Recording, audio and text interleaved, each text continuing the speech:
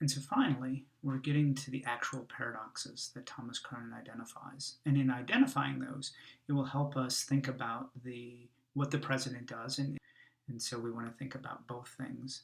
And so the first paradox that Thomas Cronin identifies is that there's a gentle and decent and forceful and decisive. We want both things in our presidents. We want a gentle and decent individual. It is this idea that compassion was one of the things on the list that we said personality-wise we're looking for the President of the United States.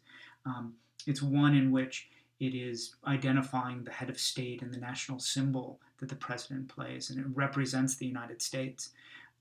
It is also, hopefully, some argue that the positions that the president will take in terms of what sort of domestic policy and actually influence the domestic policy making. The forceful and decisive, on the other hand, emphasizes the commander-in-chief role in foreign affairs, perhaps. And we want both.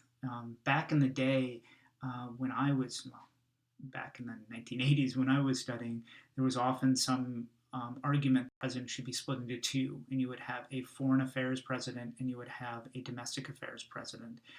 The problem is such a major player on the world stage that it's hard to see what is domestic and what is foreign. It's the same sort of division that they would often make, when we saw with federalism. The great and aggregate interests were going to be done by the federal government, and local in particular are going to be done by the states. And so you could argue, well, we need someone who's in charge of foreign affairs, and we need someone who's in charge of domestic affairs, and we could have different people, and they could specialize in those. But they obviously overlap in some complicated ways, just as with federalism. So again, we're stuck with that paradox. We're trying to find in one individual that they're both gentle and decent and forceful and decisive. The next paradox is the idea that they need to be programmatic and programmatic means that they have some sort of vision, that there's some reason why they want to become president of the United States as opposed to they think they would be a good president, that they have a vision for the country, and that is why they're running for office, that they're doing the aggregate good of the country. But at the same time, they need to be pragmatic. There needs to be a recognition and a willingness to personal characteristics. And so at what point can and should the president change his or her mind or back away and recognize that perhaps they can't build the wall? Or was it pragmatic of Barack Obama to say, well, we're not going to get some sort of nationalized health care, but instead we will get more people uninsured? Was that a pragmatic decision, or was that one that he should have stuck to his guns and used majorities they had in Congress to force through something, and then eventually the country might learn to like those things?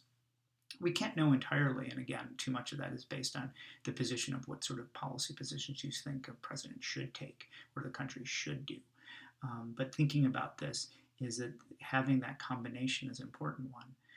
But at the same time, there's an important aspect of this in terms of being pragmatic. Presidents pretend when they're on the campaign trail like they are the ones that they're running for God Emperor instead of President of the United States. It is an important thing to recognize. So we've been told that it is legislative supremacy. Our system is set up so the legislature is meant to be the engine of our system. And so the president is promising to do all of those things and does have some role to play in the legislative process because they have the veto power. But that's not the same thing as actually making legislation. The veto is actually too blunt of a weapon in many cases to get sort of policy done. So yes, a president can stop legislation, but that doesn't mean they can actually pass the sort of legislation they want. They can try to use the veto as a threat to encourage some changes to the bill in the direction that they would like to go. But that's not the same thing as the president to write the legislation. There is separation of powers, and it is the legislature that writes the laws. And so that becomes a potential paradox, the idea that they need to be pragmatic and recognize the positions that that they're able to actually do when in office. But during the campaign trail, we actually ask and demand from our presidents to kind of overpromise to us. So in some ways, as we'll see in a little bit, it's in fact because of us and because of what we want or we say we want from the President of the United States. So this is not just an institutional analysis. There also is some sort of mirror being held up to us in questioning how we decide who we elect for President of the United States. Another of the paradoxes is you need to be inspirational, but don't promise more than you can deliver. Again, they need to have this inspirational idea of why we should vote for that individual. It can't be a list of 57 different plans that they have. And that was some of the criticism that people had of Hillary Clinton, that she wasn't, many people did find her inspirational, but others argued that she wasn't, that really the plan was that she wanted to become president of the United States, or she had a list of 57 plans and 57 inspirational. It becomes a list that we become bored with. The idea of Make America Great Again was a really great slogan. Some people are offended by the idea of saying it's implying that America is not great, implying that there was a specific time period when it was great, and that goes back to the 50s. Some say the 1950s, and some say suggesting he's the 1850s. But whatever it is a good slogan. It is one that a lot of people thought was inspirational to them. But it's also hard to implement specifically Making America Great Again, or even building the wall. And you can see the way in which this current president is trying to kind of manipulate the facts to demonstrate that, in fact, he is living up to the promises that he made, that he is inspirational and has been changing and building the wall at the border. Going to the next slide, we have some more paradoxes. There are so many paradoxes they wouldn't fit on one slide, so that's an indication that this can be problematic. And that is the idea that the president is both the national unifier and the national divider. It's the national unifier because they have the head of state role. They are the symbol of the United States. And some people gasp in horror because it's President Trump. Some people gasp in horror when it was President Obama. Some people gasp in horror when it was President Bush. So the idea is that the president is the national unifier and represents the United States in some important ways. But at the same time, one of the hats that the president wears that we didn't talk about previously is the president of the United States is also the party leader. So the leader of the Republican Party is clearly Donald Trump, even though a lot of the policies he's advocating and the approaches he's taking are very different than what the Republicans were doing just a few years ago. But he is the Republican Party, whether you're happy about it or not, but he represents, because of that, that's a clear national divider, especially in a two-party sense. That becomes a problem. The president is both political and supposed to be a symbol of the country. Another paradox is the longer they're there, the less we like them. Some individual ones aren't as clear-cut. President Trump, for example, has been hovering around the same sort of rating. He's never gotten approval over 50%, except at the very first days in office. He's hovering around 40% approval rating. It's the lowest historically of any president. And his is not so clear-cut that it's going in a downward fashion. It actually bounces around. But if you take a look at enough presidents, if you take a look at it, what tends to happen is a cycle. After the election, there is high level of support for the president and hope that that we came together during the elections, we came together and fought a tough fight, but we can move forward because we're a democratic country and there are these expectations.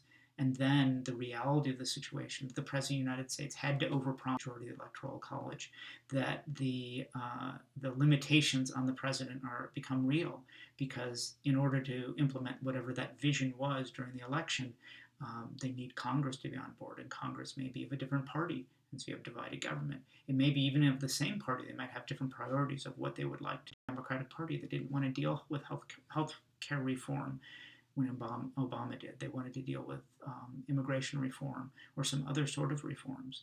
And so there might be a different agenda that even if it's of the same party, but certainly if it's of a different party, it becomes particularly hard because it is Congress that has to pass legislation. We generally become disappointed once we recognize that the president can't do the things that they said they would do. They can't fix everything they said was broken during the campaign. And that is one that on some level we might have some blame ourselves. Is why are we fooled by it? Why are we so enthusiastic after the election? We should go in and be a little more, if not cynical, at least a little bit more realistic, that the promises that were made during the campaign, we know that they can't all be implemented, and not be as disappointed when we find out that some of the promises that were made are ones that can't be implemented.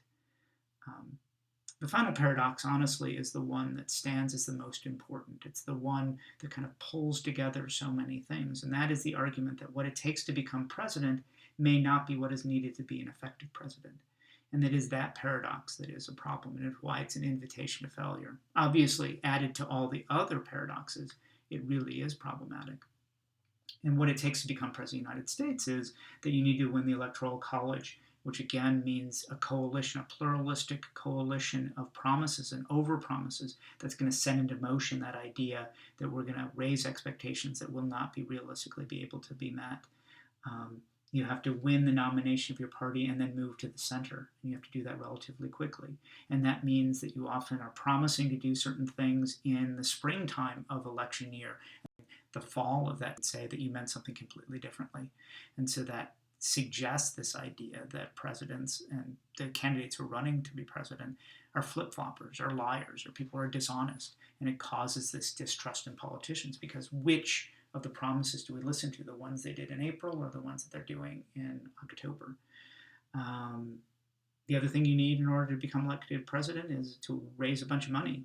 And then we're also finding out that maybe an increase in celebrity that is needed in a modern president. And then you have to ask the question, well, what is needed to be an effective president? And this chapter is so hard. We would like to have the answers to that. Who is an effective president? But at the end of the day, we don't really know that. Some is because it is too personalistic. It is based on the personality of the individual. It is also that the crises that are faced by our country are so severe that it is hard to predict. It's hard. There are limitations on social science in terms of, we can say one thing, which is that celebrity, raising money, winning the nomination of your party, and then moving to the center during the general election, in which isn't necessarily anything that's helpful to become a useful commander-in-chief bureaucrat, to become the head of state, to become the chief legislator because they have veto power. All of these hats that the president wears, the things that are necessary to become president aren't going to help people to do those things. And then that creates these paradoxes that make it so that, the presidency might not work out as we would like.